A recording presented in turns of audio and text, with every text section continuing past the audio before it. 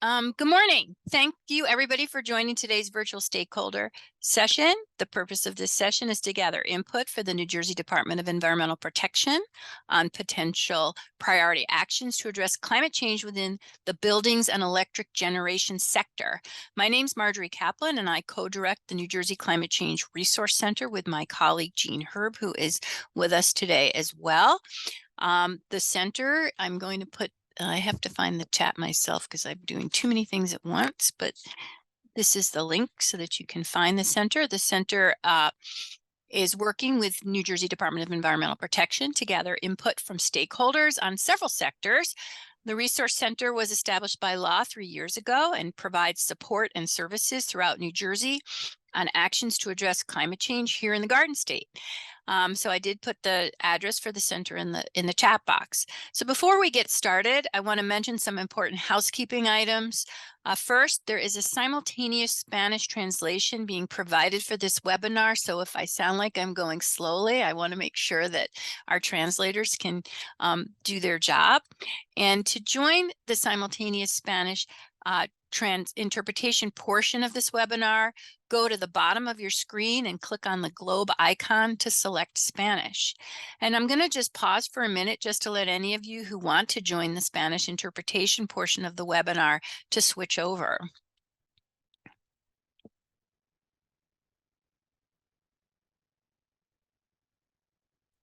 Okay. So a second housekeeping topic I want to address is that several of you have expressed interest in using closed captions as part of this process. So Matt, can I please ask you to explain how to use the closed captioning feature on the webinar?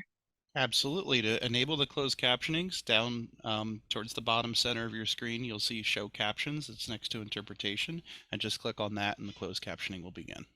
Okay, great. Thank you. And then the third housekeeping topic that I'm going to mention is that this webinar is being recorded, and the recording, along with the PowerPoint you'll see today, will be posted on NJDEP's Climate Pollution Reduction Grant Program website, which I will put in the chat box right now. So you'll be able to find it there. Here you go. So today we're going to be asking for your input in two ways. First, if you have a question or a comment, you can raise your hand by selecting the raise hand function, and we'll call on you and unmute you so you can ask your question or offer a comment. And since we want to make sure that everyone gets a chance to offer their comments or their questions, we're going to ask you to be straightforward and efficient with providing comments for a group this large. And we have a lot to get through. Another option is to use the chat box. And if you put a comment or a question in the chat, Jean is going to be reading it out loud so our Spanish interpreters can interpret it.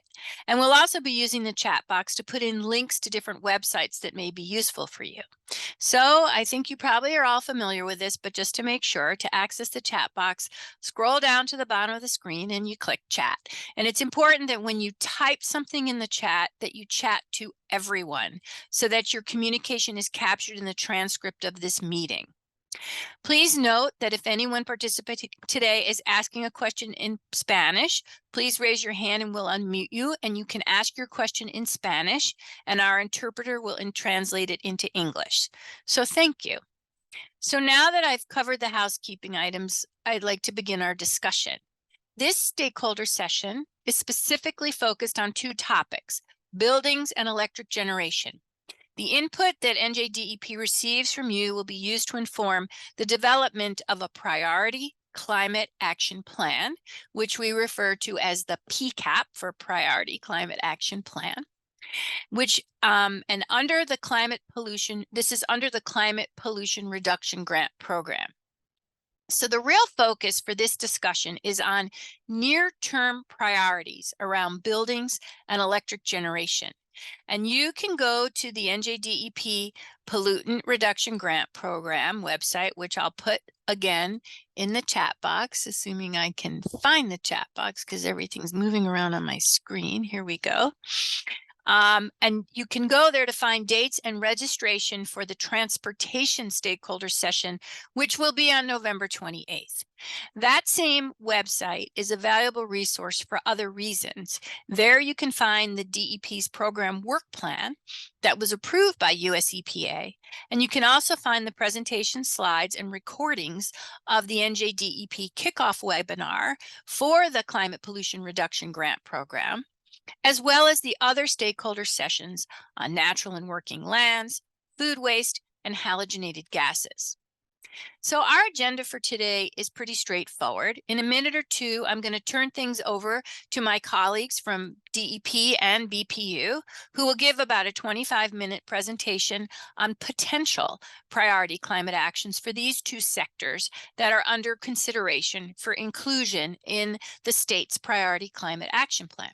And then we're going to open it up for all of you to ask any clarifying questions on the DEP presentation for about 10 minutes. From there, we'll launch into a discussion for approximately an hour about your thoughts on potential priority climate actions related to both buildings and the electric generation sectors that we're going to facilitate. Following that discussion, we're going to turn it back over to DEP to give a quick update on next steps associated with DEP's efforts on this program.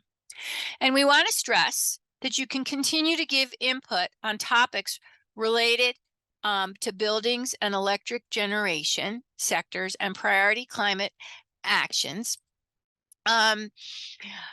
after today by visiting the Climate Pollution Reduction Grant Program. Oh, Jean, I see that you're now able to access your Yes, chat I have box. learned Okay, something new. fantastic. That's fantastic.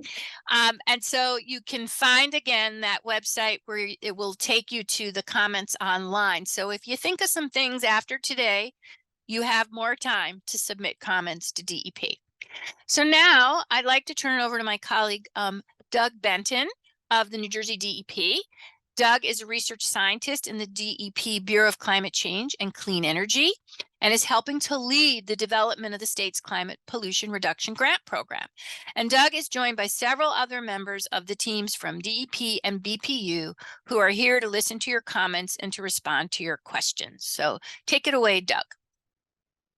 Thanks, Marjorie. In order to, let me pull up my slides here.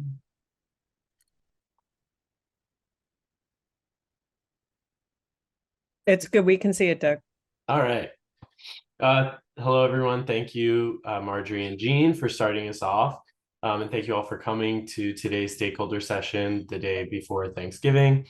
So before we get started, I'd like to take a moment to just introduce some of the New Jersey state government folks who will be presenting information about emissions and the reduction goals and efforts in New Jersey's building and electric generation sector today.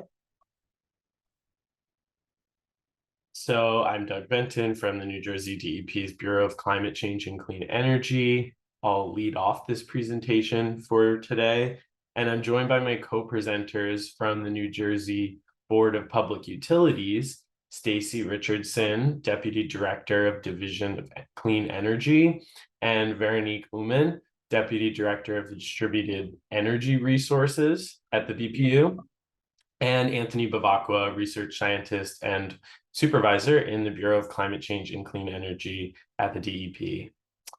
So I'm going to start off by giving a short overview and background on what the Climate Pollution Reduction Grant Program opportunity is, and then I'll pass it off to Stacy, Anthony, and Veronique to take a deeper dive into the electric generation and building sectors to talk about potential opportunities the state has identified. All right. So what is the Climate Pollution Reduction Grant Program, the CPRG, as we are also calling it? It is a two-phase grant program funded by the EPA through the Inflation Reduction Act, or the IRA. It's a two-phase program, like I said. The first phase is already underway. This provided non-competitive planning grants to states and local governments to develop a series of climate action plans focusing on the mitigation of greenhouse gases. The second phase of the grant program has also begun. This is a $4.6 billion competitive grant program, and the EPA released its notice of funding availability for that grant program in September. And through this program, funding will be dedicated to implementation-ready greenhouse gas reduction measures. You can find more information about the EPA's climate pollution reduction grants at that website listed on the screen. So the phase 1 portion of the grant program, these planning grants, are shown here on the screen. New Jersey's population density, due to the density of New Jersey, we are fortunate enough to have received 4 discrete planning grants covering different portions of our state. So New Jersey DEP received a grant to develop a statewide plan, which is shown in blue on the map. The New York City Economic Development Corporation, in partnership with the North Jersey Transportation Planning Authority, received a planning grant covering 12 counties in New Jersey, stretching from Sussex to Ocean, and that's shown in pink on the map. And then the Lehigh Valley Planning Commission in Pennsylvania received a planning grant that covers a portion of Warren County, shown in the yellow color on the map. And the Delaware Valley Regional Planning Commission received a planning grant that covers portions of 5 counties in New Jersey, shown in the green color on the map. So each of these entities will be producing climate action plans for their respective areas of New Jersey as part of the CPRG program. So needless to say, there's definitely a need for coordination between and across these plans. So we want to avoid stakeholder fatigue as much as possible. And in an effort to do so, we definitely ask that if you are representing a municipality or county government located within the areas covered by both the statewide planning grant and a regional planning grant, to get involved with both of those planning efforts. We will also be using New Jersey's state CPRG webpage, which Marjorie and Jean have both so kindly shared in our chat, to co-promote stakeholder meetings and events across the state between each of these different entities. So that is sort of a hub of where you can go to get information about all of the different planning efforts.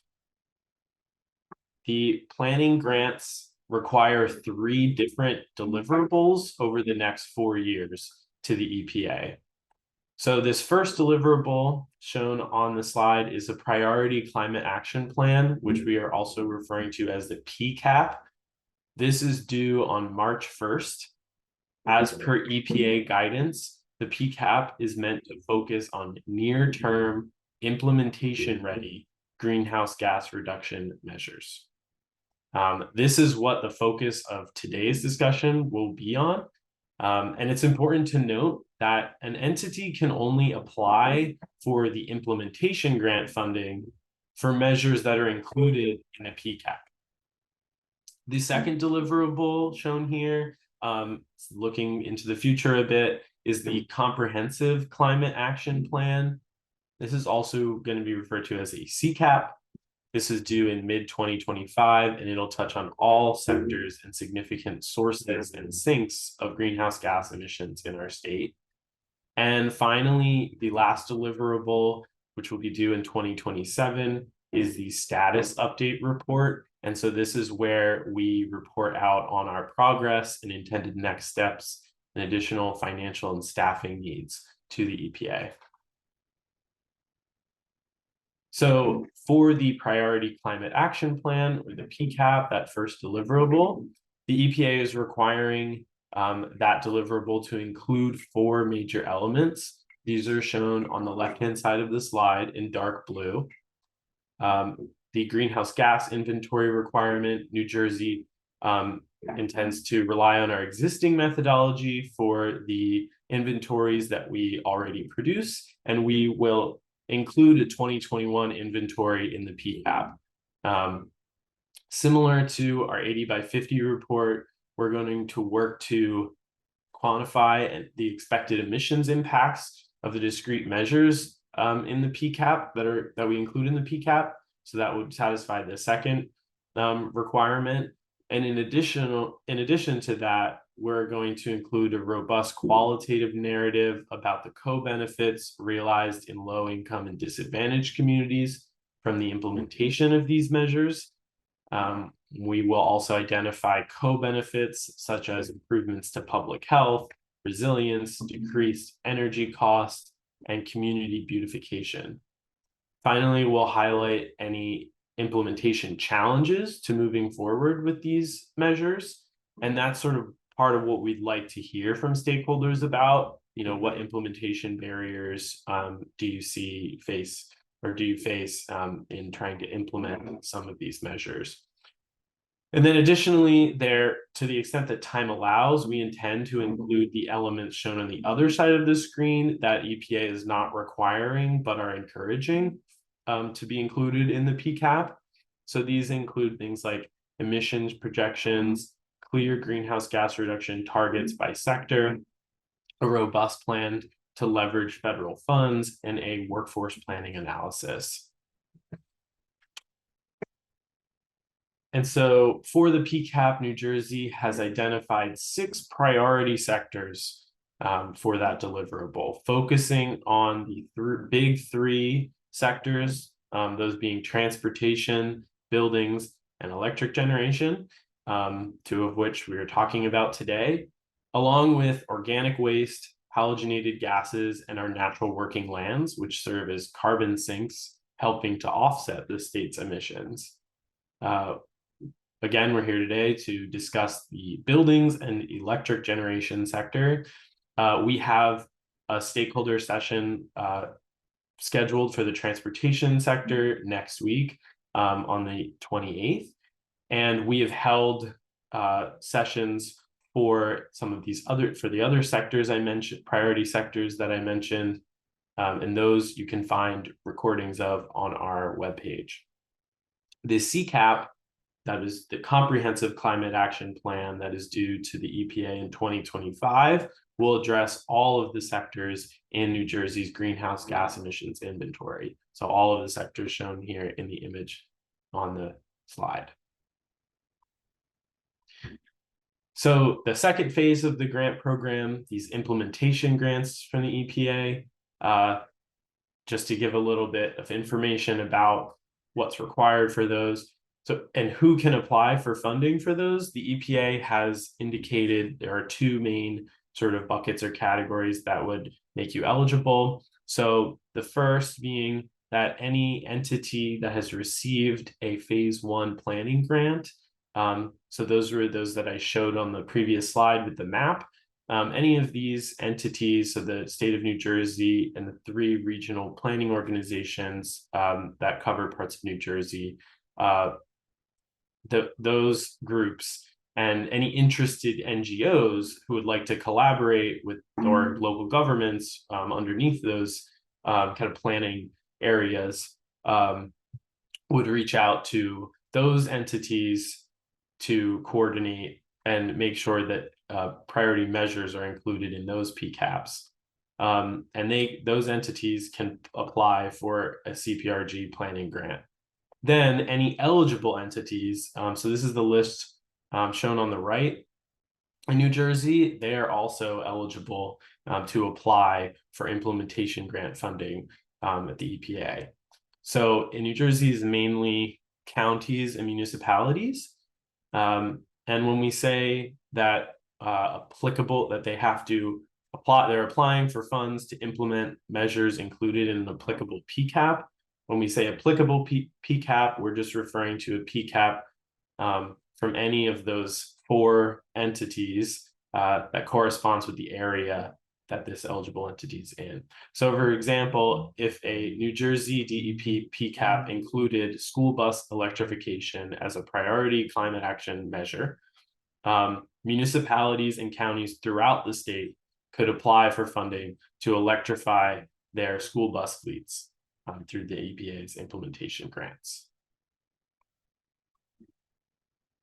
a little bit more information on some of the guidelines EPA released in their notice of funding availability. Eligible entities can submit at most 2 lead applications, so they can submit an application as an individual or as the lead of a coalition, which is defined as a group of 2 or more eligible entities. But the eligible entities can also be a partner in numerous coalition applications. Other rules the EPA has outlined is that they're not going to award funding to implement the same measures in the same location. And then coalitions are not allowed to submit multiple applications for the same set of greenhouse gas reduction measures using a different lead applicant. And then the fact that EPA has stated the applications will be evaluated as a whole and will not be assessed by individual greenhouse gas reduction measures that are included. So real quick, just some key deadlines for both of these phases of the CPRG program. The items in green listed here are deadlines related to the implementation grants, and the blue items are deadlines related to the planning grant. For New Jersey statewide PCAP, this is the timeline we're looking at for development. Right now, we're within the green section of this timeline where we are holding public stakeholder events to gather input on the Priority Climate Action Plan, and with the intention of releasing some sort of draft PCAP framework for public comment in January, and then to submit the draft PCAP or submit the PCAP by the deadline on March 1st. And so real quick, I just want to give a plug for our upcoming stakeholder event. The one that we have scheduled right now is November 28th, Transportation Sector Workshop. So you can register for that on our website by clicking the link on the screen. You can watch recordings and look at the slides from our previous workshop, as well as our kickoff webinar. And we will have additional events scheduled. We'll post those information about those on our webpage. Alternatively, or additionally, you can join our mailing list to get notified about when we would schedule any additional stakeholder events for certain interest groups around the CPRG program. And so with that, I'm going to pass it over to Stacy Richardson, VPU, who will take us on a deeper dive into our buildings sector emissions goals in New Jersey. Thanks, Douglas. Thanks, everybody. Good to be here, and thanks for being part of this workshop today. So we can go to the next slide. This just provides a snapshot of the buildings landscape in New Jersey, showing the different amounts of carbon dioxide equivalent that we have measured in 2017, where we were in 2020, and what our 2050 goal is. Some key goals are listed on the left with the Energy Master Plan and the 8550 report from DEP, establishing that 90% of buildings must be converted to 100% clean energy by beginning in 2030, with full-scale conversion beginning in 2030. Executive Orders 316 and 317 establish some specific goals. 316 actually established specific goals for electrification and electrification readiness in New Jersey, specifically that 400,000 residential units and 20,000 commercial properties should be fully electric by 2030, as well as 10% of low and moderate income units electrification ready by 2030, which may include electric wiring and upgrading electric panels to enable full electrification. In addition, we are part of the United States Climate Alliance commitment to install 20 million heat pumps by 2030 across all the participating states. So some of the pathways that will help us to achieve these goals include electrifying space and water heating. This is a major consumption of energy in our homes and our buildings, and also to maximize energy efficiency. So, typically we will try to make buildings first as efficient as possible, and then identify what the opportunities are to electrify energy consumption uses. So next slide. In terms of the building sector, we have approximately 3.4 million buildings throughout New Jersey, residences in New Jersey. Only 11% are all electric right now. Only 3% use heat pumps for primary space heating, and 16% for use electricity more generally for primary space heating. And then we also have a lot of homes are 15 years or older, specifically 45% with heating and cooling equipment that are 15 years and older. So that also represents an opportunity when they're that old to make a conversion, make a switch to electric when the lifespans of those equipments are over. And then in terms of commercial buildings, about 1112,500 commercial buildings in New Jersey. I got that right, because it's 112.5 thousand. I'll just leave it at that. But here's just a snapshot of different kinds of buildings. You would, of course, mixes in a given region. Okay, in terms of emissions, on the left we have residential, on the right we have commercial. So as of 2018, as you can see, there's a significant amount of natural gas consumption in residential buildings, 82.5%, and then 86.9% in commercial. And then it shows you the other sources of fuels. In terms of specifically natural gas end uses, how is it being used in the Mid-Atlantic region in residential buildings? It's primarily 71% space heating, and therefore the opportunity for electrifying space and water heating, then the 22% water heating. Then similarly, going over to the right side in terms of commercial buildings, 64% space heating and 18% water heating are fueled with natural gas.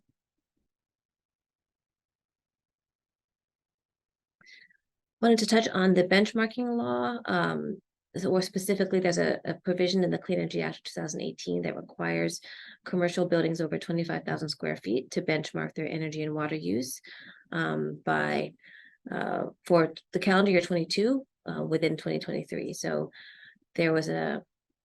we have a energy and water benchmarking program now at the board pursuant to the Clean Energy Act, and the submissions were due in October with a 90-day grace period. So they're due an automatic 90-day grace period, I should say. So those reports on how commercial buildings are consuming energy and water are due by December 31st of this year. There's really an opportunity for building owners and operators to understand how their buildings are consuming energy, how efficient they are compared to buildings of similar size and use. And we're going to be encouraging building owners and operators to make the best use, take advantage of utility rebates and incentives to increase the efficiency of their buildings. New Jersey passed an appliance standards law, and which went into effect this year, January, but it was passed in January 2022. So it has raised the bar on a lot of the efficiency standards for energy and water products, or I should say energy and water products that consume, or appliances that consume energy and water. So that that's been a major contributor to energy savings in New Jersey more recently. Also on codes, New Jersey has adopted the most recently available energy codes for commercial new construction and residential new construction in 2022. So ASHRAE, as you can see here, is primarily applies to residential buildings that are high-rise and also commercial. And then the IECC 2021 code applies to new low-rise residential buildings. Stacy, can I interrupt you? I'm so Sure, sorry. It's Marjorie. sure. The interpreters are asking for you to slow down just a little bit. Okay. It's hard for them to do that. To translate everything. Sure, I Yes, understand. thank you so much. No problem. I just don't want to take up too much time either, so I'll slow down a little bit.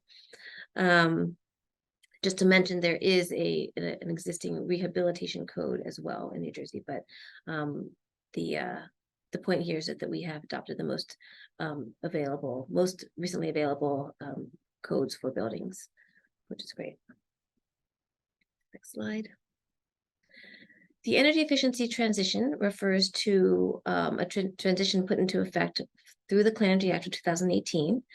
This act set ambitious energy efficiency targets for our utilities, our investor-owned natural gas and electric utilities, and also started the process of transitioning many of the energy efficiency programs that were formerly implemented and offered by the state through BPU over to the utilities. So now the utilities all offer financial incentives to make buildings more efficient, existing buildings more efficient. And then the Clean Energy Program through BPU offers incentives for new construction that go beyond what is required by code. Also, just this past year in May and July, the BPU directed utilities to propose programs that will include new building decarbonization startup programs and also demand response programs. Those filings or proposals are due on December 1st, just in a couple, about a week, a little bit more than a week, that will propose programs that will be implemented between January 2025 and the end of June 2027. That is the next program cycle, or Triennium 2. So these are going to be great programs. We think staff will be reviewing them along with the parties to the filings to maximize opportunities for energy efficiency and electrification in these programs that are overseen by the BPU. This is a snapshot of residential programs in the state, color-coded by green. The utility programs that I just referred to are all for existing buildings and products, recycling, and then you have the state programs in blue. That includes the new construction program for on the residential side, offered by BPU, the weatherization assistance program offered by the Department of Community Affairs in New Jersey, and there's a whole house pilot program in Trenton that is looking to address health and safety barriers to energy efficiency, as well as implement energy efficiency with a focus on low and moderate income residents. Also to note, Comfort Partners is jointly administered by the BPU and our investor-owned utilities.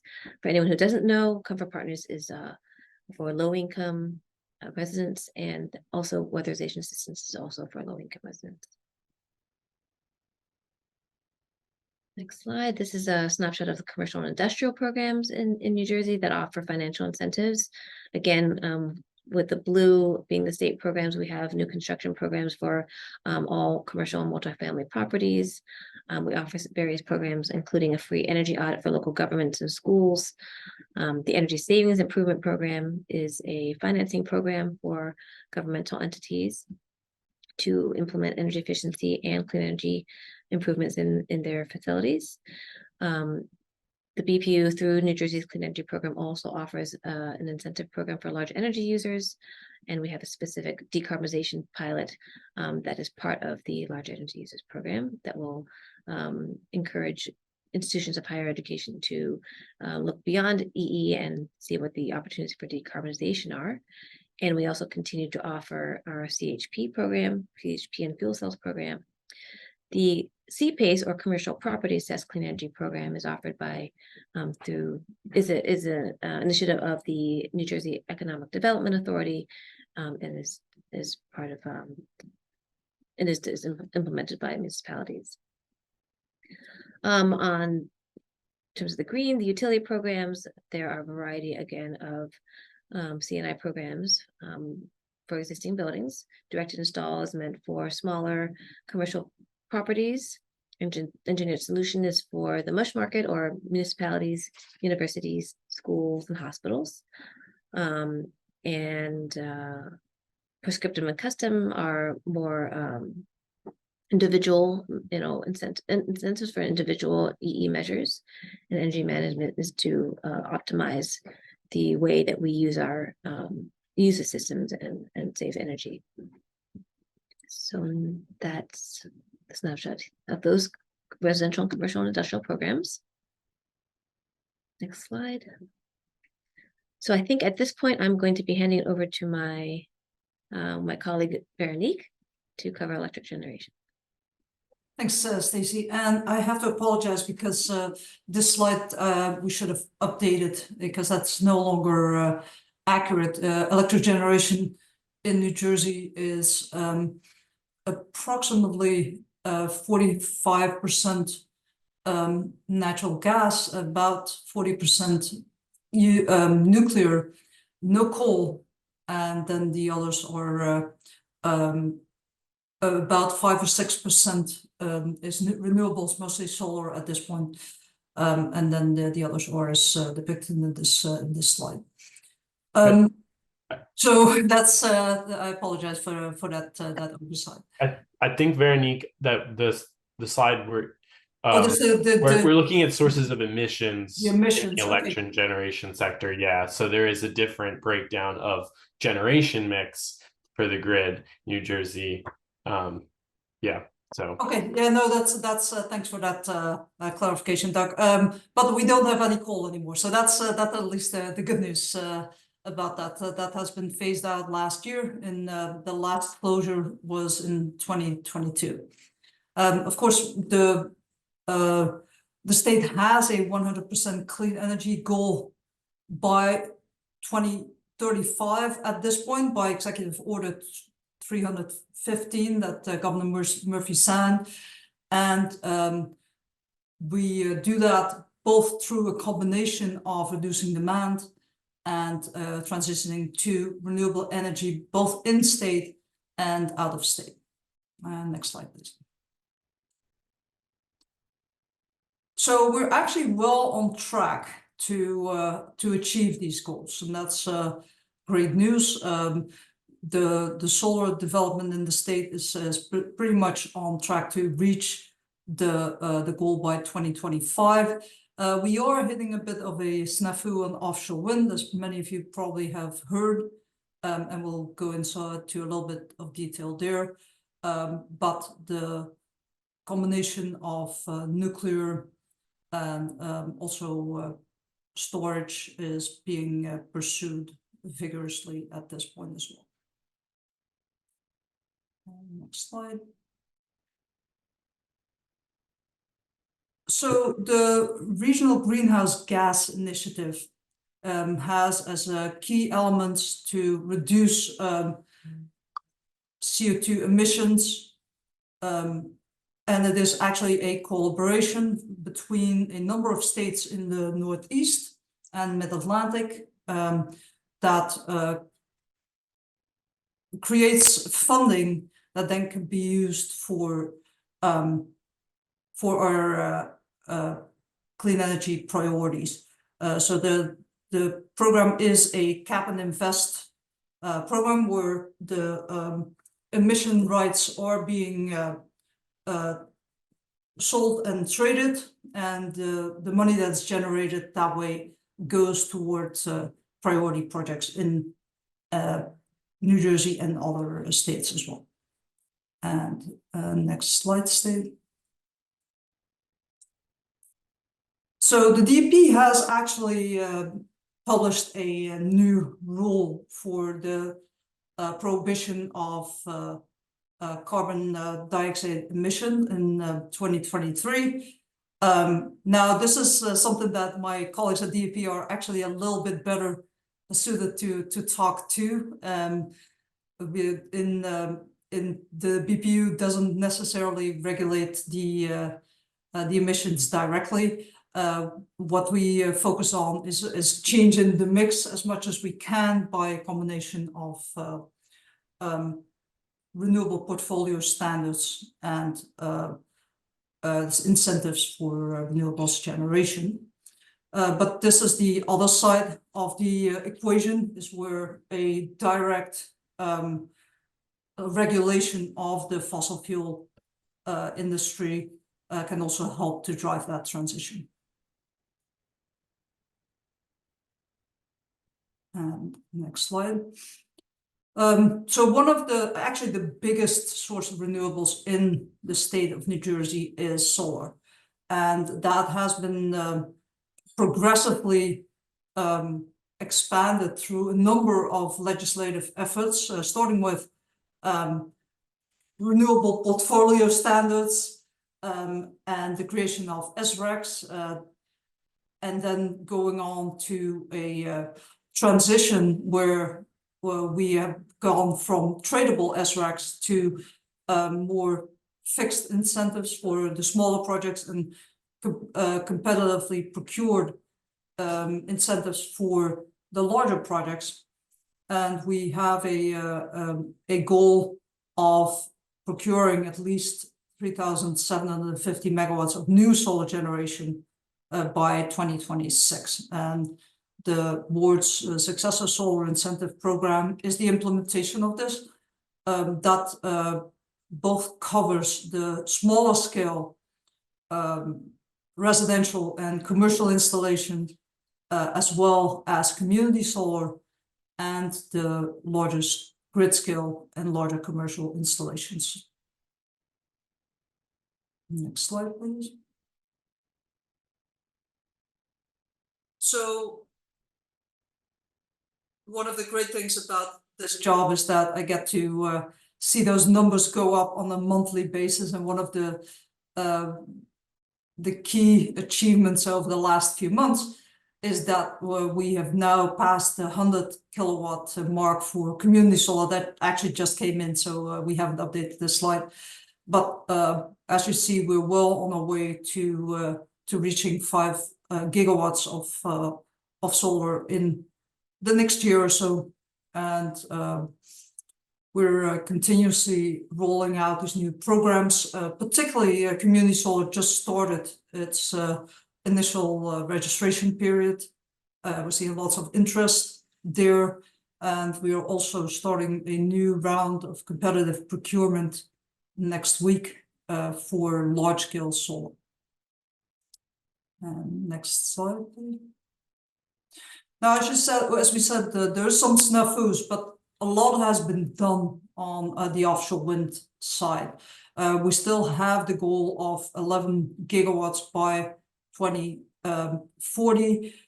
We have completed the 2 solicitations, and we're right in the middle of the third, where the board plans to award between 1,200 and 4,000 megawatts of generation. There has been a strong effort to also resolve any transmission-related issues with the board's approval of the state agreement approach that combines the onshore transmission for several of the projects that are in the future, so that it becomes a lot more straightforward for those projects to connect to the grid. On the supply chain side, there have been a lot of initiative to build a wind port that combines both manufacturing and marshalling of the wind turbines components. There's a active operational plan for monopile production in Paulsboro, New Jersey, and there's several other supply chain initiatives going on. The state is also very active in research and monitoring of the effects of offshore wind on the natural environment. There have been lots of ongoing studies, and they are in large part funded through the a collaboration between BPU and DEP. And we also are working on an updated version of the strategic plan. Next slide. On energy storage, there is a big effort going on as well. There's a new straw proposal in the works after September of 22. It was a straw proposal that generated a lot of comments. So we're going back and reworking part of that. And we are expecting to issue a new straw proposal somewhere in the spring. Next slide, and I think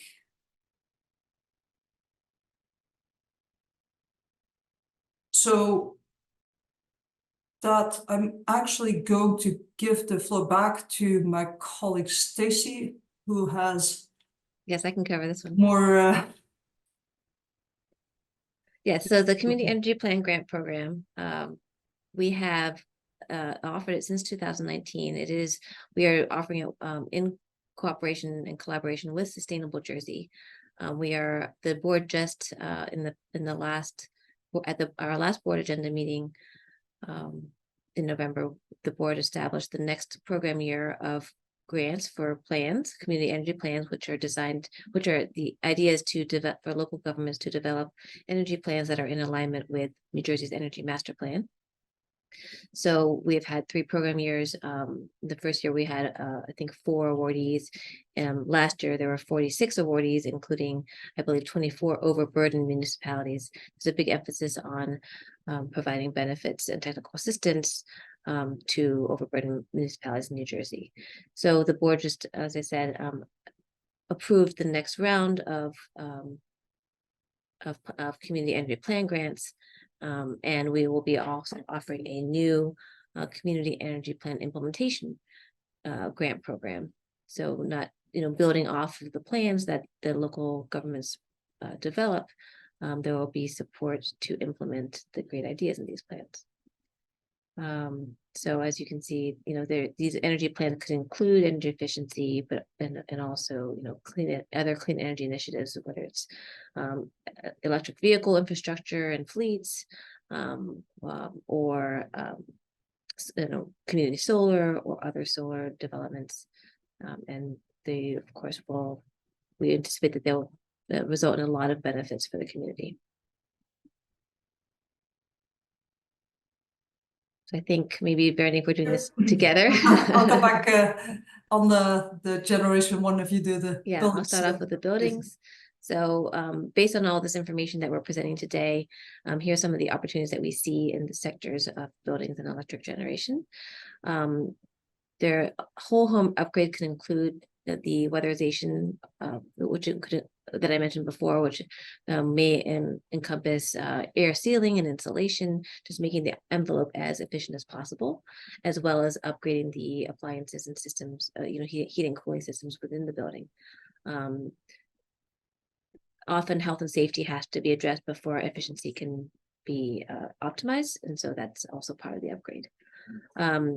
This may include supporting increased adoption of heat pumps, including cold climate heat pumps in residential properties. It may include supporting the development of district thermal systems, could be to support communities or also and for campuses. This may include electrification and efficiency retrofits as well. Again, on a neighborhood scale, planning for decarbonization. Also beneficial electrification programs for commercial properties, not just residential. And new construction, maximizing the efficiency of new construction beyond what is required by code. Also looking at building performance standards. So I talked about the benchmarking program. We do not have a building performance standard or set of standards in New Jersey yet, but it's something that we could be looking at to sort of set standards for efficiency for different kinds of buildings depending on their type. I'll touch on workforce development, Veronique. Of course, there's a lot of work that we anticipate being done. And this would apply to both, buildings and electric generation. A lot of work that needs to be done. And so there's a lot of opportunities to build up our workforce, whether it's existing workers or workers who want to get into these fields. And we're really interested in seeing that workforce be equitable, inclusive, and making sure that their connections are made between the demand that will be, generated by all of our investments, and making sure that those are connected with the people who are going to be trained to do the work, so that and to make sure that these jobs that are created as a result of our investments are high quality and family sustaining. So just wanted to touch on that, and then back to Veronique. Thanks, Stacey. So on the generation side, where we see opportunities is on integrated resource planning, that actually looks at both the decarbonization efforts and electrification efforts, and combines that with as much smart use of renewables as possible. So that is not just on the matching kilowatts and kilowatts, but also at the timing of the generation and the load, and how can we maximize the effectiveness there. So that ties into things like community scale renewable energy planning, which could include things like community solar projects, hydrogen and microgrids and storage. And finally, we also think that there's a lot of room for improvements to the distribution system to both reduce congestion and also allow for interconnection of new renewable sources. And I think that's it. Thank you, Stacy and Veronique, for giving us a quick overview of all of the different things that Board Public Utilities in New Jersey and EDA and DEP are doing in both the electric generation and the building sector. And so now I think we're going to pass it to Marjorie to lead and facilitate a question and answer portion. Great. Thanks, Doug. And thank you so much to you and Stacy and Veronique for all this important information. And so Jean and I are going to work with you all together now. And what I'd like to do now is to open it up for just a few minutes for any clarifying questions folks have about the presentation you just saw. Please hold your questions on broader topics and on your comments for just a few minutes. We'll be asking you questions about what your priorities are. But if you have any clarifying questions to clarify what was presented by the state's buildings and electric generation sector teams, please raise your hand and we'll unmute you to ask your question, or you can type your question into the chat box. And I would ask that you just remember we're translating this into another language, and so our translators need to keep up with us. So thanks again. And Marjorie, I'm gonna call on Nicole Miller, and whose hand is up, and Nicole, you should be able to talk now. Hi, Nicole. Hello, can you hear me? Yep. Mm-hmm. Great. Thank you for this. Excited about the CPAC and the PPAC, whatever all the other acronyms are. The other at the very beginning, I believe the implementation grants are due before the comprehensive planning grant is complete.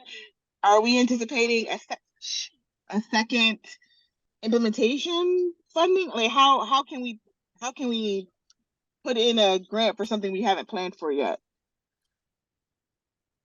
Is that something Doug can respond to? Yeah, so the EPA has only indicated that they're doing implementation grant funding for implementing measures that are included in the priority climate action plan. So it remains to be seen if they will have some other type of program where they're providing funding for the comprehensive climate action plan implementation.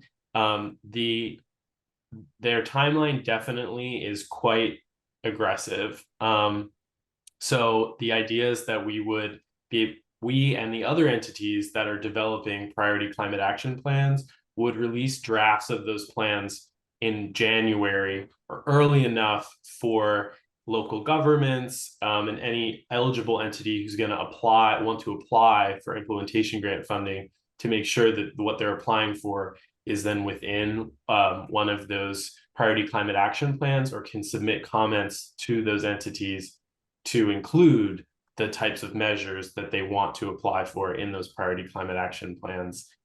For comprehensive action plan elements, it remains to be seen sort of how the EPA intends to support the implementation of those. I hope that helps answer. Yeah, that's what I heard. I just was making sure that I was hearing it correctly. Thank you. Thanks, Nicole. Marjorie, we have a clarification question in the chat from Mark Warner, who's asking whether heat pumps for commercial buildings explicitly will be an element included or under consideration by DEP for inclusion in the proposed PCAP. So I think that's a Doug I think that's question. So this is definitely like what we're soliciting comment and feedback for, like what would you like to see as a measure included in the PCAP? Stacy and Veronique shared some of the opportunities that the state is already considering. So we definitely encourage you, Mark, to kind of turn your question into a comment for us. Possible. Yeah, so I just want to emphasize Doug's last comment, which is, Mark, it'd be great to hear from you as to whether you're suggesting that should be something that DEP consider. I'm assuming just from your question that you are, but maybe that's a wrong assumption. So again, this is an opportunity to ask questions for clarification from DEP and BPU, what they presented, and then we're going to spend a little bit of time in a minute or two really trying to hear from all of you as to what you think some of the priorities should be. Marjorie, I think that's all I see right now. Yeah, I think so. And I know we can rely on Mark for a lot more wisdom. So Mark says we will hear from more from him in written we comment. will hear more from Mark. We don't doubt that, Mark. So just as a reminder, I'm putting into the chat here links to where you can reference the documents that were mentioned in the presentation, including the 2019 Energy Master Plan and chapters 2 and 3 of the DEP's 80 by 50 report. So those are there for the taking. So I think we're going to now move along. We're going to first talk about your priorities for these two sectors to help our colleagues from the state develop this priority climate action plan. So remember, you can answer by either raising your hand or typing answers into the chat. And I'm also going to put the questions I'm asking into the chat so you can see them. We have a lot of things to get through. So these first set of questions are really, I'm going to put all three in the chat at once because I think this will help generate a lot of conversation. And so these are about priorities for the residential and commercial building sector. So please focus on priorities. And so the questions are, what are your priorities for the building sector in your community? How important is energy efficiency and electrification and affordable housing, critical community services in disadvantaged communities, things like food banks, shelters, state and municipal facilities and healthcare operations, and how important are community and campus scale district thermal systems, building electrification, and efficiency retrofits. And I threw all three of those together because I figured we'd start to get people talking about these things. So again, what are your priorities? And you can either put them in the chat, type them away, and make sure to send them to everyone so we can capture them in the transcript, or you can raise your hand and Jean will call on you to be unmuted.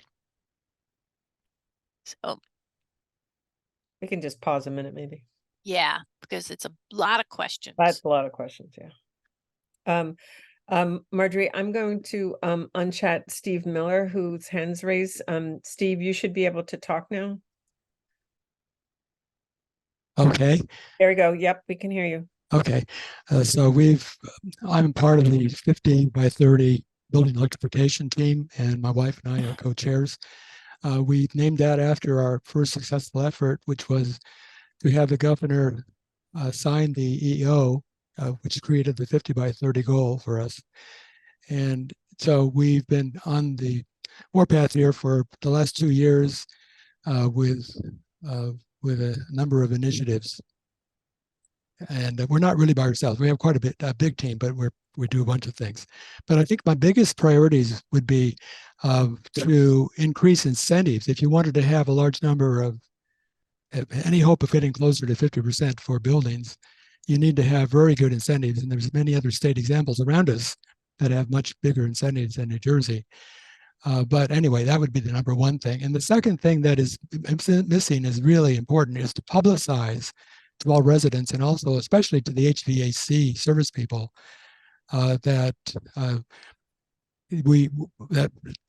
heat pumps need to be at the top of the mind, because the upgrades to systems occur when emergencies occur, and in cold conditions probably for the furnaces.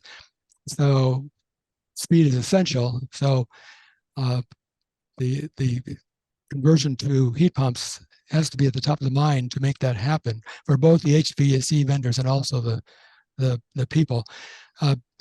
So I find other things I could state about that, but that those are my biggest priorities: publicize and increase incentives to make that have a pull, both a push and a pull. Thank you for being precise. I'd like to ask actually a follow-up to Steve, because I think that you mentioned you referred to neighboring states and incentives. I think you did.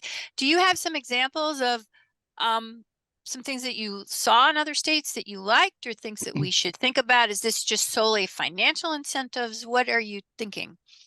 Well, I look at Massachusetts, for instance, where their incentives much higher than ours. New York State, certain sections of New York State, like Staten Island, has very high incentives. Staten Island. Pat, what did you say? Oh, yeah. So heat pumps, yeah, are big thing in Maine, for instance. Deployment of heat pumps across the population of Maine, and very high incentives. So the focus would be on publicity. I've really admired New York State with the publicity and getting everybody aware of the need to go to heat pumps. They have a coach system where they have energy coaches who are available for people to call to ask questions. Great. What I see in New Jersey is we just have this massive list of vendors who do everything associated with the utilities, electric and gas, and they don't differentiate there of who does what best. And so there needs to be a better rating system for the craft, so that people know who should they go to. I mean, people are constantly asking me for referrals. I know quite a bit about this, but we've had 2 years of monthly webinars. We sponsored where we had case studies of people who have electrified their houses or even partially electrified, and we've had HVAC vendors talk about what they do, and also one distributor, regional distributor, has talked about how things are organized. There's a lot of need for publicity and a lot of need for training. And I know we have an ability to go to cold climate heat pumps without any backup, in fact. We have examples of this happening. But the emphasis in the trade right now is to keep a gas furnace and to set that threshold, the balance point, really high. So maybe they're reducing half their gas, but our goal should be 100% reduction of gas. So there's a lot of things I could talk about. I don't want to monopolize this. Yeah. So Marjorie, we do have another comment. Go ahead. Thank you, Steve. Thank you so much. That was very concise. We really appreciate your thoughtfulness.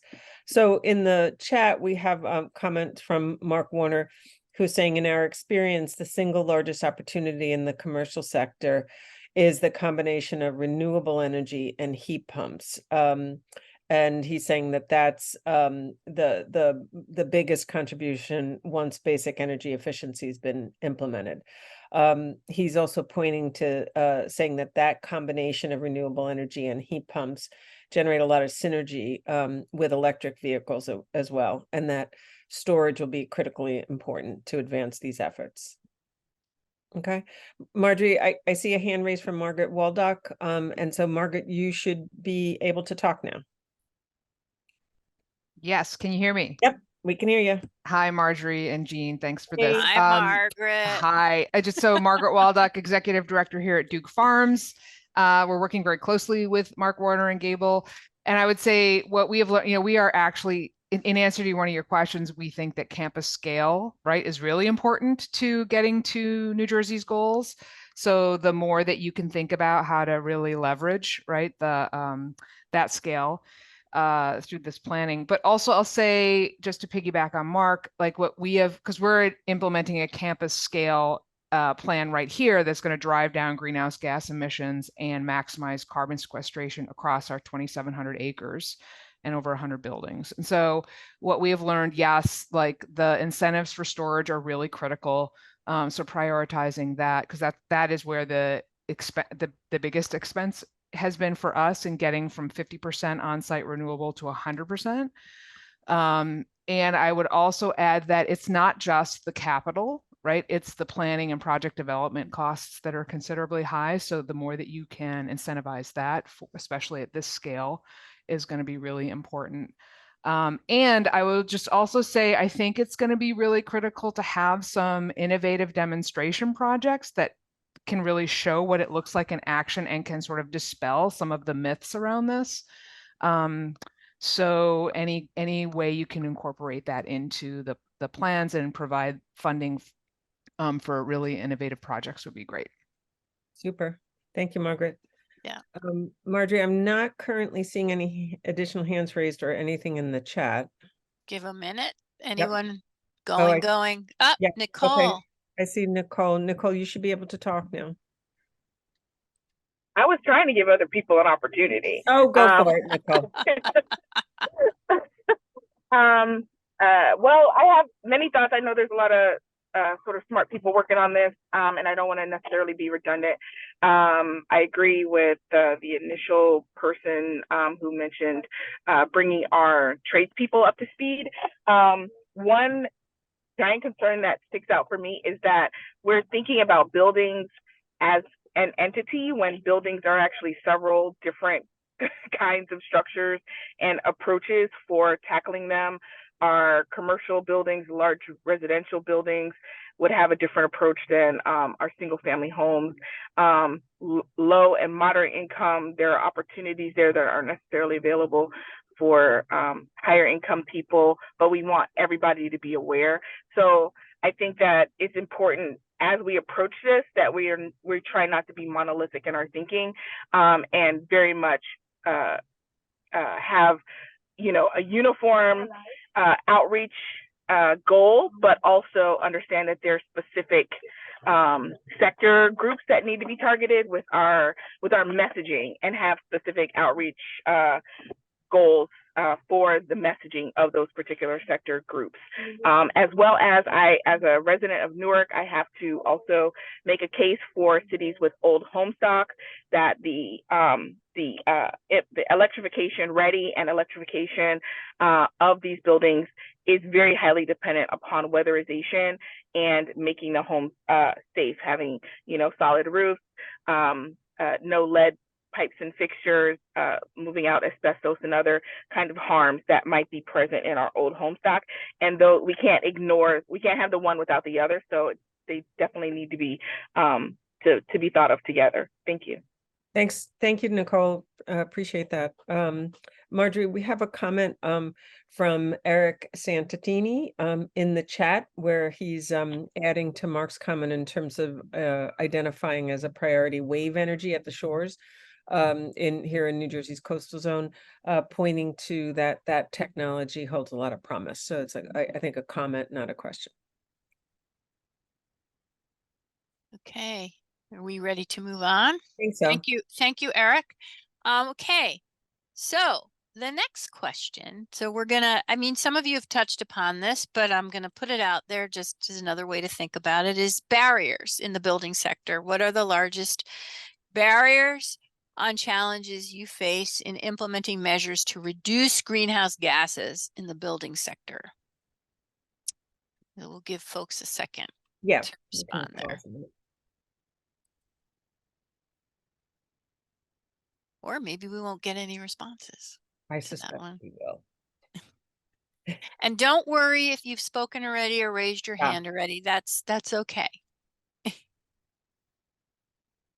So again, just to reiterate the question here, you're also welcome to respond to Marjorie's earlier questions, but right now what we're trying to hear about is what kind of barriers do you see? And those could be technological, those could be, some of you have talked about outreach and education, those could be financial.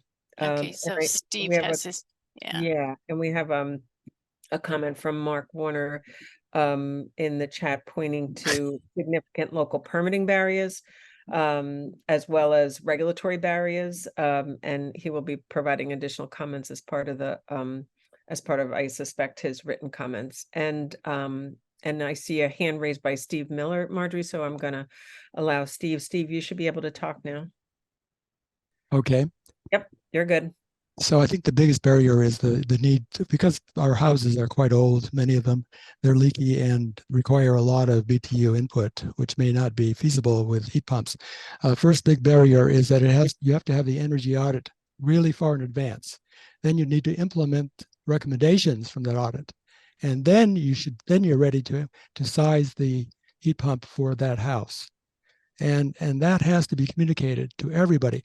What I see is HVAC vendors don't care about the energy audit or weatherization. They want to sell. And understand recently there's been a companies that are going around buying the various even medium-sized HVAC vendors, buying the companies and using them as profit areas because they're good investments. And that applies a lot of incentive to the salespeople of HVAC to sell. Okay. When in fact they need to step back and ask what can be done in the house to make it more weather efficient in the first place. Got it. If they don't, then you end up with a gas furnace. Right. Steve, thank you for the thoughtful comment. Marjorie, I'm going to read it's a mix of a comment and a question from Daniel Halbin in the chat. Daniel says towns are limited in what they can do through zoning to promote green buildings. Can towns use the CPRG grant funds as part of a pilot program to reduce or eliminate permit and application fees for proposed green buildings, such as buildings that adhere to LEED standards? So I think our first is a comment in terms of the question about barriers, and Daniel's pointing to the limitations of municipalities in terms of I suspect the municipal land use law.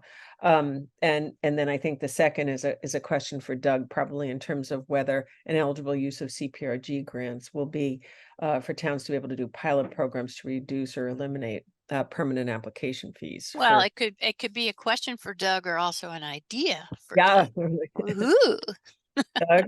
Right. Like, again, going back to kind of how we responded before, if you phrase it as a comment, like as something you'd like to see in New Jersey statewide priority climate action plan as a measure, we would accept that as a comment for consideration.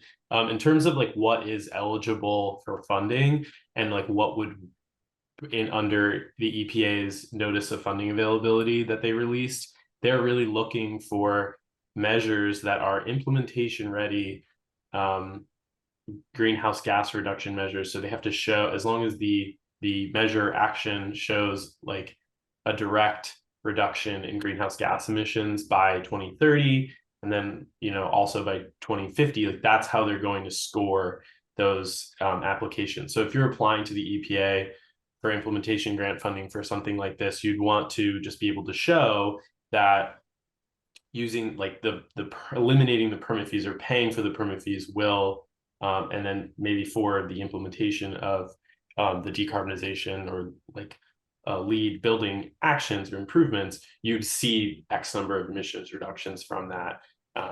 So yeah, it's outlined in the EPA's NOFO, which is linked in some of the slides, but we could reshare that here as well. Thank you, Doug. So with that, I don't know if I don't see other things right now. Or if Daniel would like to Offer a rephrase what he wrote. But we're down with whatever you want to tell us, Daniel. Yeah, and also we can, and Daniel says he's good, that's fine. You certainly anything in the chat will be considered part of the record of what we've heard from stakeholders. Then yes. And as we said earlier, you can always submit a comment through the DEP portal on the Climate Pollution Reduction Grant website. Thank you. Okay. All right. So I'm going to move along if that's all right, but people can continue to answer other questions, but this sort of gets to transitions a little bit to where Doug was going. And so what projects do you maybe have ready to go to be implemented in the short term for the building sector? And you're welcome to state who you are or your organization if there are some specific projects that you've got in the pipeline or would like to see in the pipeline. And I think, Marjorie, we heard a little bit of this from Margaret Waldock Farms already, so we can make note of that. So again, the question here, because as Doug emphasized, what EPA is looking to fund with the priority implementation grants are projects that are ready to go, projects or initiatives that are ready to go. So what we're asking is, what are some of those projects or initiatives that you believe are ready to go? So the offer's out there to identify them.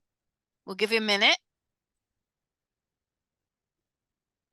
You will also be receiving, as someone who participated in today's webinar, a thank you note for participating, but we'll also summarize these questions as well. So if you're preparing written comments for the DEP website, you'll also have a sense of the kinds of topics that DEP is really looking for some input on.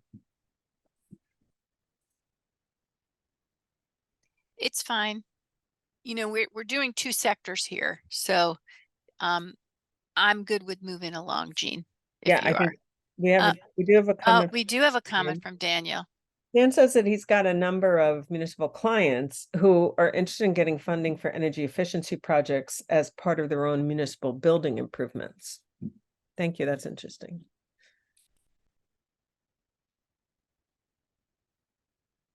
That's great. Yep. Thank you. Okay. All right.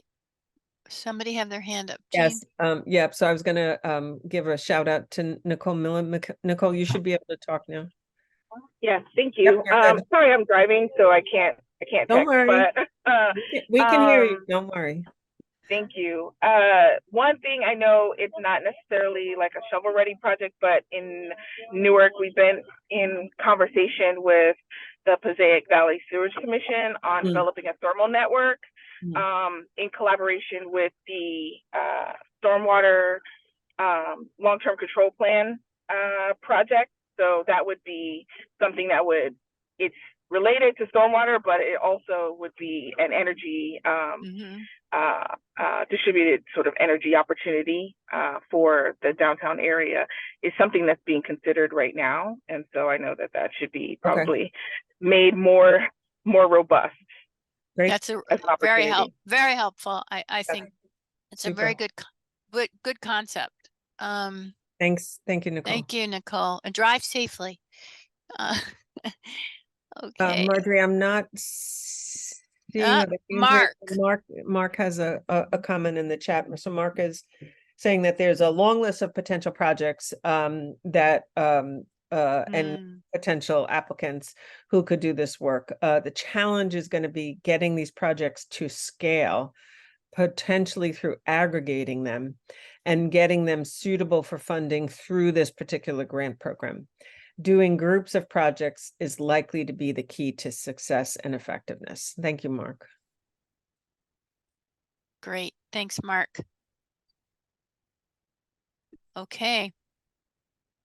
Shall we move on to electric generating sector? I think so. Okay. So remember, we're about priorities. So now we're talking about priorities for the electric generation sector in your community. Or not necessarily even in your community, could be, just in terms of funding as well. Yes, but statewide, I do know this was one that DEP was interested in. Yeah. And there's always that evergreen debate of what does community mean? I see Nicole's hands up. Go ahead, Nicole. I'm sure that folks at DEP and BP are well aware, but it must be stated that our interconnection issues abound with regards to our energy. So developing new energy opportunities, especially with our renewables, bringing on new solar in a city like Newark, it's just a non-starter. We don't have the opportunity there to connect, and so that's really primary, sort of modernizing our grid and making sure that our interconnectivity is brought up to meet the demand that we're expecting with regard to new energy generation. Got it. Thank you, Nicole. I'm also going to pose a couple of other ones here that might be that are all sort of interrelated here about, how important is community solar and energy storage projects, And then these were other, and then how important are projects to reduce grid congestion? So I think, you know, they're all kind of interrelated, but they're separate issues, but they're about priorities and generation. And Marjorie's added those sort Questions of to the sub chat. questions to the chat. Yeah, so it's priorities for electric generation, the importance of community solar, solar and energy storage, and reducing grid congestion. We can just pause a minute. Yep.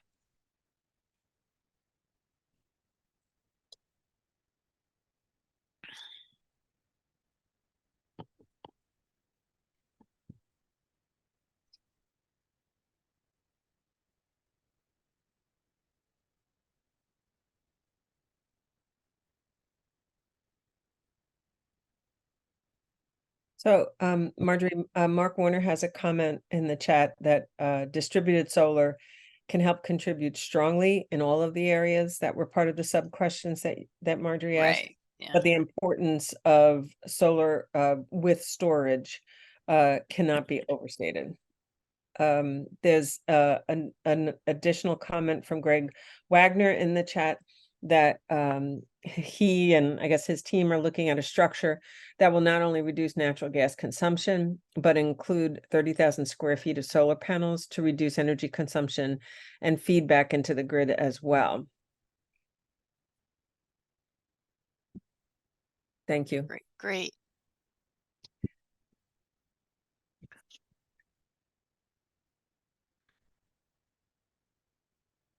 All right. Jean, I might we have a raised hand. Yep. It looks like. So Steve Miller, you should be able to speak now, Steve. Okay.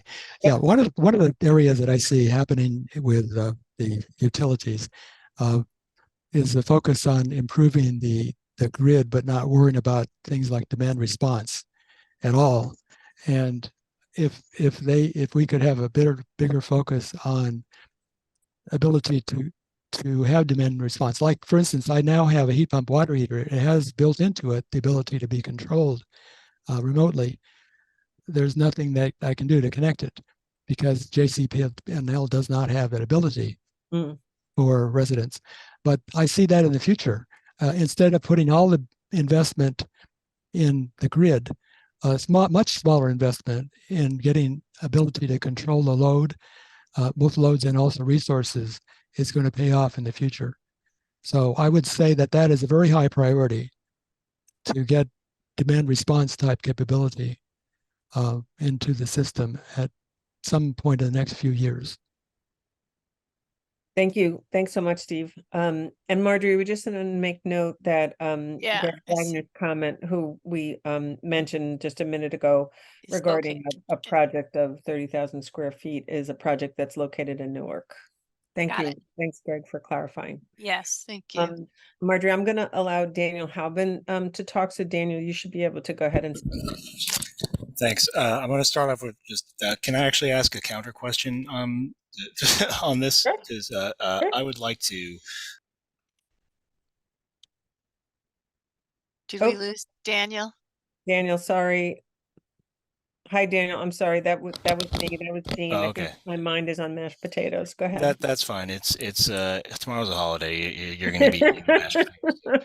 Anyway, yeah. So my question, I guess, is I'd like to encourage some of our clients to do something in the community solar direction, but what I'm not really sure about is how a municipality can actually use this program to take on a community solar project other than using, I guess, offering up its own roofs to a community solar developer. It seems like this is the kind of thing that has to be initiated by a private party, being, you know, the people who are actually leasing and putting up leasing the rooftops and putting up a solar installation. So I guess I was kind of seeking some clarification on how the community solar would tie in on this program. Okay. Thank you. Does anyone want from maybe a DP or BPU want to offer thoughts on that? Maybe. Yeah, I can speak a little bit to that. It's a little hard to hear you. You might. Sorry. Yeah, I think that's right. That in general there will be a partnership between a private body and perhaps public bodies to develop specific community solar projects. I think in the context of this program, what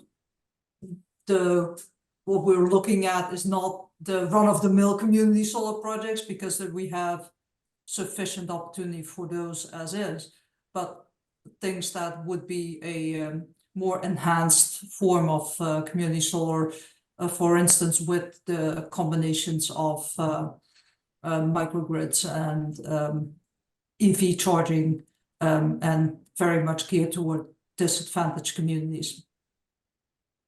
Thank you. I think there's Mark, also yeah, there's a comment in the chat. I can move on. I just want to make sure that that stakeholder felt like his question got answered. Okay, I don't see a hand up. Okay, we can come back to that if we need to.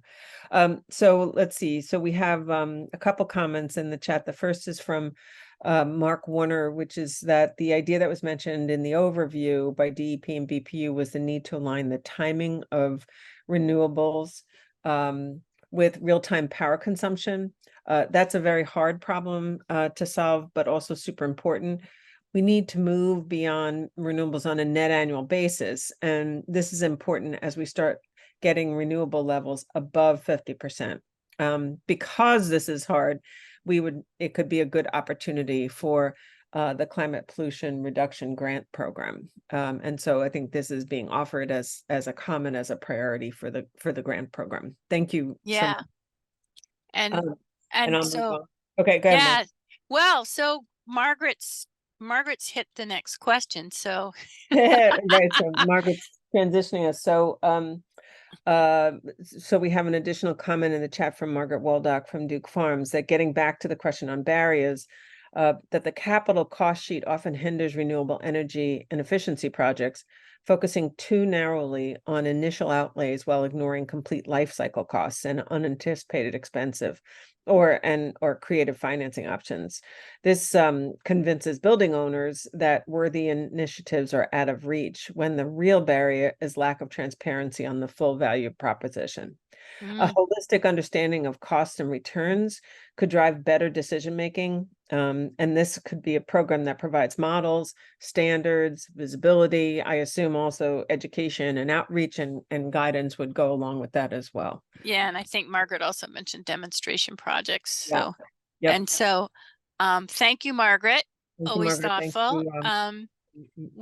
As well. Thank you. And I also threw in the next where you transitioned us, so I didn't pay you to do that, but what are some of the largest barriers and challenges others are facing in implementing measures to reduce greenhouse gases in the electric generation sector, things that maybe haven't been mentioned before, or if folks want to emphasize anything that's been said.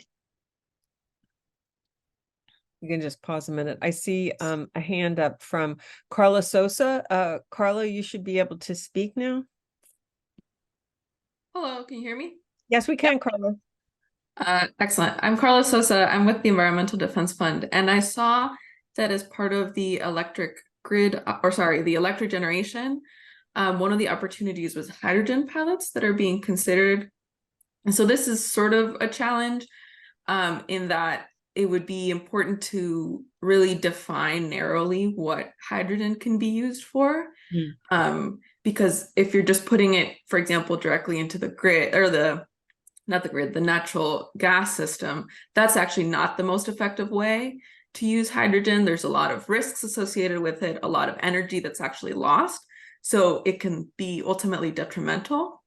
So I think sort of thinking carefully about that sector that's sort of developing, and we're all very excited about it, but there's still a lot of unknowns there. So I'm not sure if this falls exactly here, but I wanted to raise it regardless. That's okay. It's great. a helpful comment. Thank you, Carla. Thank you. And is there, I guess I wanted to just ask Carla a follow-up. Is there a place where you think it would be the appropriate use, the counter to that? Yeah, for sure. Yeah, we think that based on our research, that hydrogen is best used for what we call hard to decarbonize sectors. So there's a lot of industry sectors that need sort of very high temperature burning gas. And so like fertilizer, use concrete generation, or like making concrete. Aviation could also possibly be one of these sectors. So there are some where it's hard to, you know, find a good substitute for natural gas that is being used right now. And we think hydrogen could be put in there as a solution. But yeah, just putting it back into the natural gas system for heating homes and such, we don't think is the best use of, you know, that energy. Thanks, Carla. Carla, I wanna encourage you, if you're gonna be submitting comments, well, I guess I would encourage you to submit comments, and then also to the extent you mentioned some research that EDF has done, if you maybe could make a note as to what that is, that might be a good thing for DEP to have on the record. For sure. Thank you. Thank you. And Marjorie, we have a comment in the chat from Mark Warner. Mark is building off of comments earlier from Margaret Waldock. As there's a lot of M's here, Marjorie, Margaret, as Margaret already mentioned, planning and project formation for these projects is significant. So I think what Mark is talking about is sort of the costs and level of effort associated with creating and building these projects. If you can't plan it, you can't do it. And those costs that are often overlooked. The Climate Pollution Reduction Grant Program would benefit from recognizing this as a key barrier for all types of projects, which I think in summary means that these kind of upfront project development costs should be considered eligible costs associated with the grant program. Thank you. Great. So I'm going to ask this question again. I don't see anybody else. So this is again, a similar question that we had related to the building sector. And for those of you that maybe haven't responded, whether or not you have any projects that are ready to go with respect to electricity generation that could be implemented in the short term. And you're welcome again to state who you are or your organization. Just want to give you another opportunity specific to electric generation. And I suppose these can be, what do you think sort of ready to go projects should be available, even if it's not necessarily your project. Right. Yes. Yes. Again, we can pause a minute.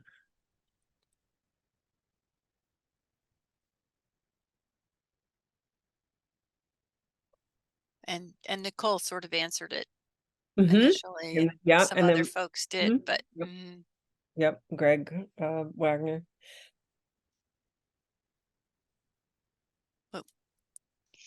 We'll just talk a sec. Yeah. Yeah.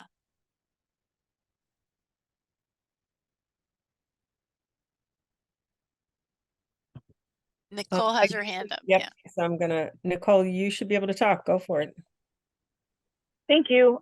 While folks are thinking of projects, sorry, I couldn't get to my mute, my hand early enough, but I did want to, in the spirit of Mark, following Margaret, follow Carla and double down a little bit on hydrogen. And everyone is, I think, in the conversations that we're having, very much focused on the generation of the hydrogen being green, power, made by renewable sources.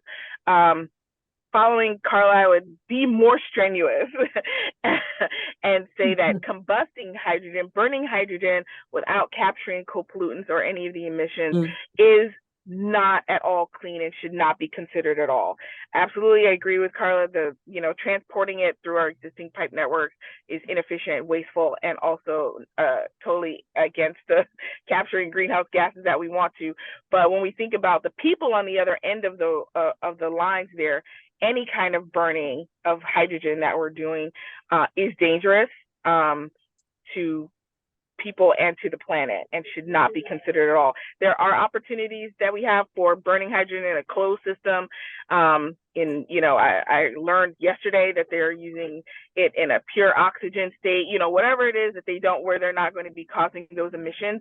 I think can and should be considered, but just, having it as a substitute for gas definitely should be in no way, shape, or form considered. Nicole, thank you so much for your comment, which I suspect will help us transition to another question that I would guess Marjorie is going to be asking about what some of your priorities are in relationship to how they may provide benefits to low income and disadvantaged communities. So thank you so much for getting us started in that direction. So Marjorie, shall I turn it back to you? Oh, sure. Why not? So here we go. So now that we've talked about your priorities and some barriers for buildings and electric generation sectors, let's get your insights on how these actions will impact low income and disadvantaged communities. And so one of the first things we're interested in is finding out what are the potential benefits of these priority actions in the building and electric generation sectors to low income and disadvantaged communities? And just to emphasize, the reason that we're really focusing on this topic is because one of the demonstrations that the NJDEP will need to make as part of identifying priorities for funding under the program will be to be able to demonstrate and document benefits to low income and disadvantaged communities as a requirement by EPA. So the more that we can get input from all of you on this topic, the better. The better. Yes.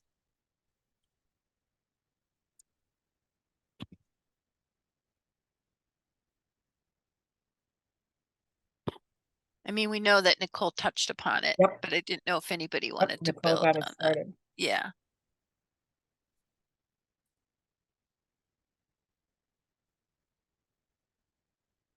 All right, maybe I'll ask it a different way. How's this? Because I don't see any. I'll put this I don't question. see anything specific. Yeah. So what ways could these actions be implemented to maximize these kinds of benefits? Are there certain kinds of priorities or incentives? I mean, I know we heard a little bit about incentives, but I didn't know if there would be some ways in which we could think about maximizing benefits.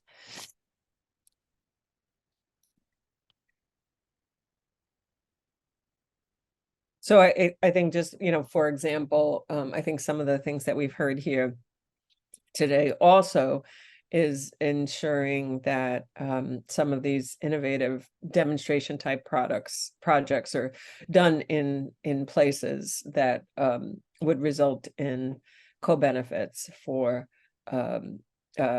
overburdened communities. So things like that in terms of thoughts you might have in terms of how these initiatives could be designed to better ensure benefits are directed to low income and disadvantaged communities. Then another way to flip it may be, here we got Mark. Yeah, Mark's offering that community solar in combination with heat pumps is a huge opportunity for low and moderate income households. Thank you, Mark. Thank you, Mark. Then the other way you could also think about it is what I put in the chat is what are the possible negative impacts to low income and disadvantaged communities from any of these priority actions? So could they have a disbenefit? Or we certainly heard that from Nicole in terms of hydrogen. Right. Okay, Carla is seconding. Yeah, so Carla suggested in the chat that just for the record, thank you, and this will be noted. She seconds what Nicole said. Thank you, and appreciates Nicole's explicit statement. Thank you so much.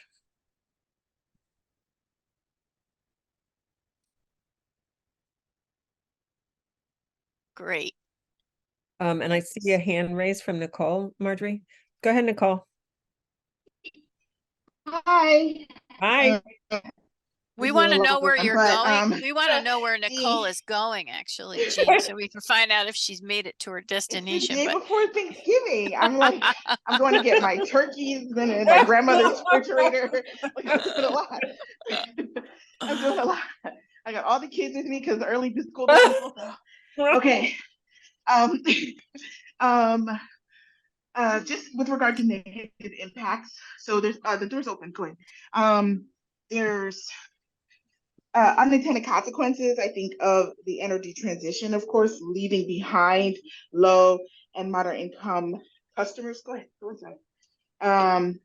And sort of guarding against that by being very directed in how we approach the transition will be important, especially as more people get off of gas. Gas will be more expensive. I mean, gas is already becoming more expensive, but of course, there's sort of stranded people who are left on these assets that are going to be prohibitively expensive.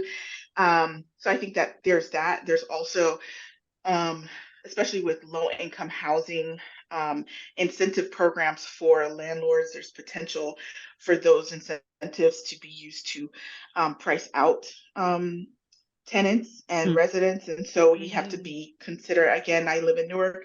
It's a very high renter population. And there's also a lot of sort of speculative buying of houses and properties and changing of properties.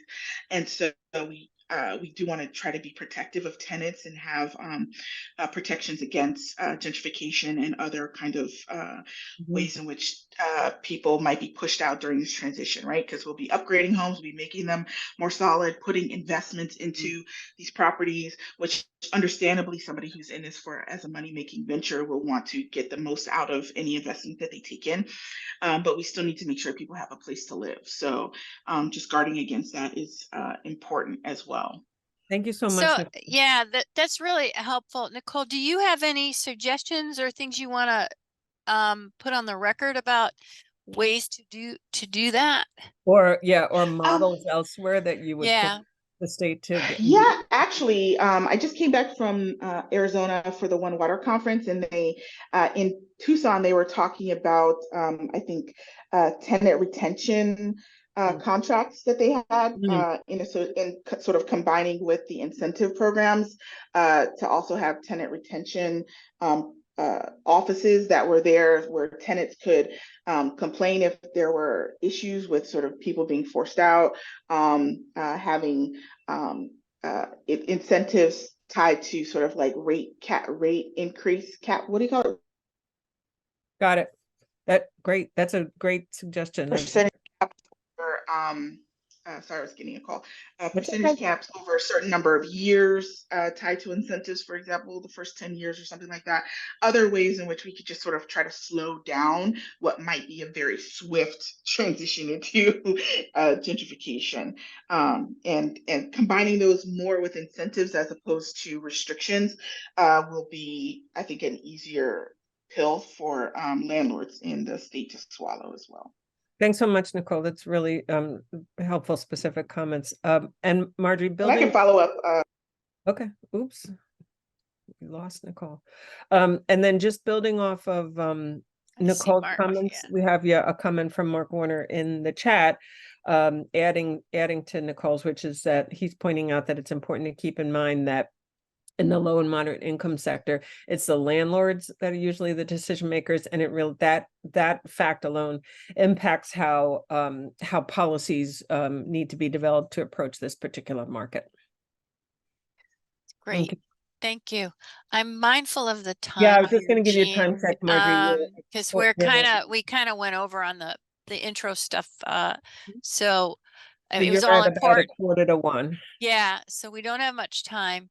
So I think what we're going to do is transition here, if that's okay, to workforce development options. Yeah. Because that's another demonstration that the state needs to make for the priority actions. And so our colleagues from the state would also like to hear about your insights related to workforce development associated with potential priority climate actions for building an electric generation section. So I think it would be helpful if folks could give us some insights. I'll put this question in the chat about what they see as the most pressing workforce challenges in achieving or implementing these priority actions in the building and electric generation sector. I think that would be really helpful if we could hear back from folks about that. And I have a couple of other questions, but we'll stop. We'll start with that.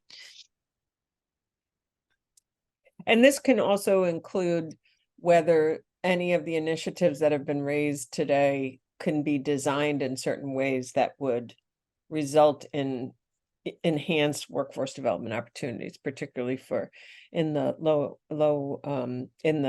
low income and disadvantaged communities. All right, so then what I'll do is, so that we don't get off track here, I'll put the other questions so that folks can think about them all at once. And it is sort of, because they're kind of wrapped up, is if you were hiring people to work to implement these priority actions in these sectors and building electric generation, what job types or skill sets would be needed by potential employees? And is there special training that's not currently available but is needed to prepare individuals for these types of jobs, especially for individuals from underserved communities?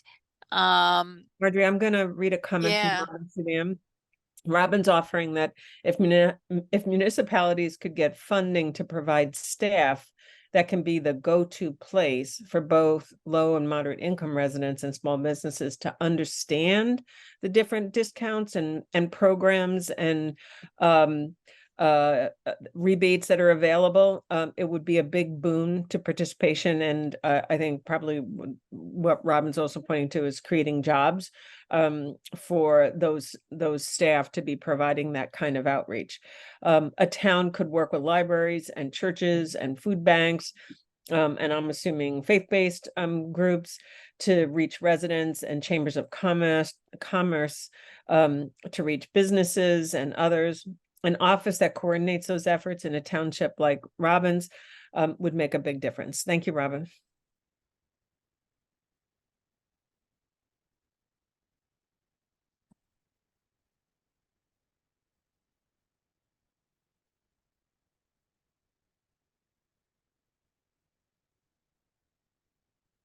I'll just pause a minute. Yeah, there's another way to also think about this, is that in underserved communities, what might be some of the challenges in recruiting individuals from underserved communities to work in these sectors.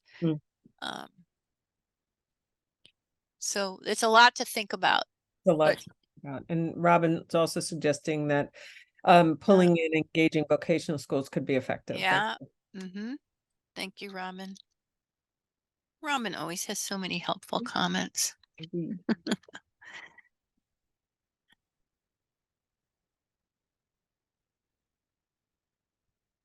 I don't see any hands raised.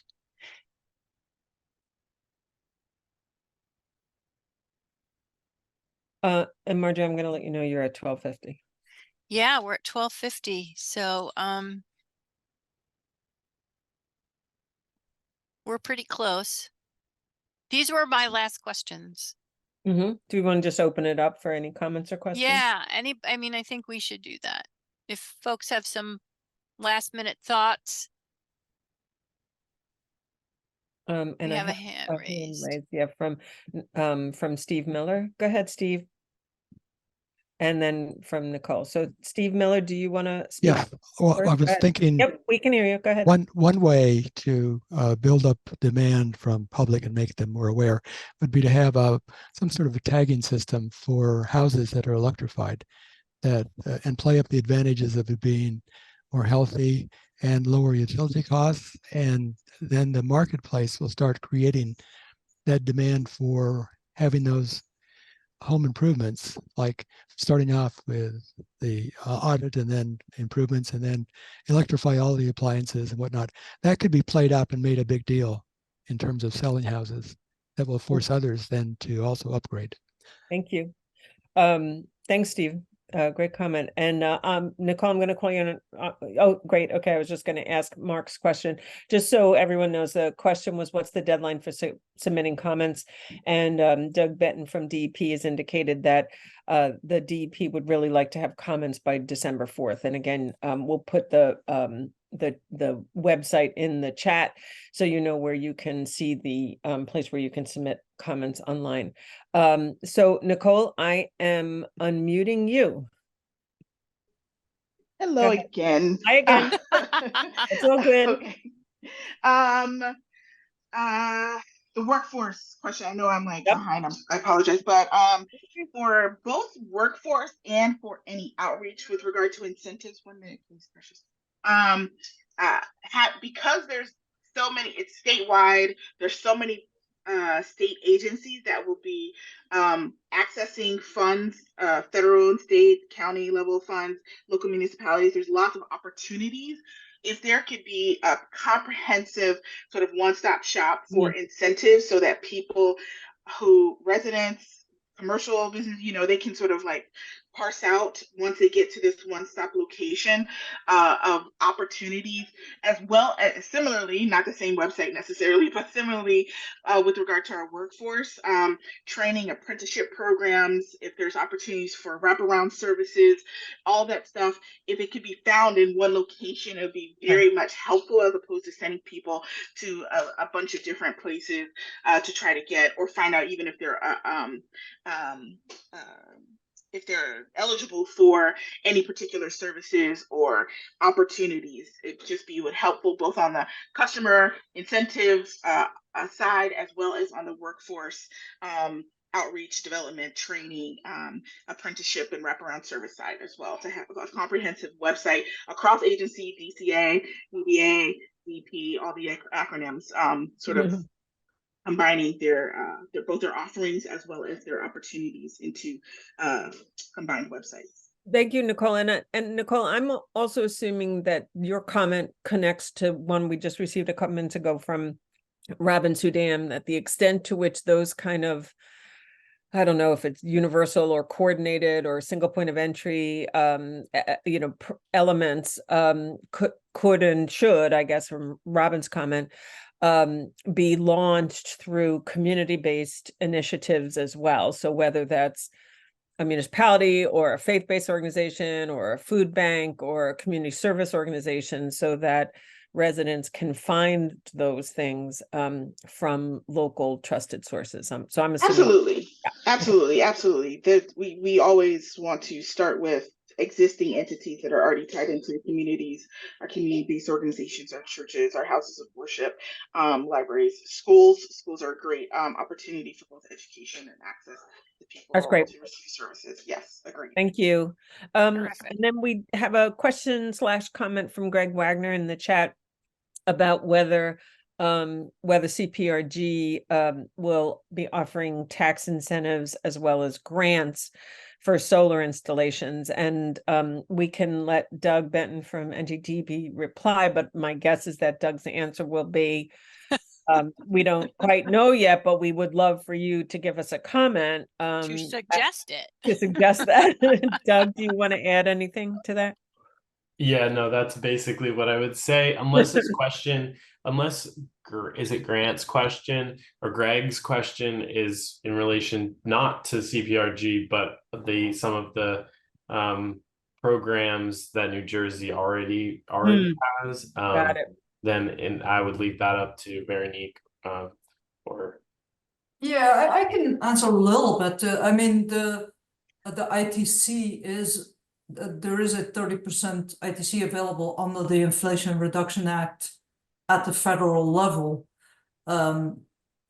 with the stipulations for certain apprenticeship requirements being met.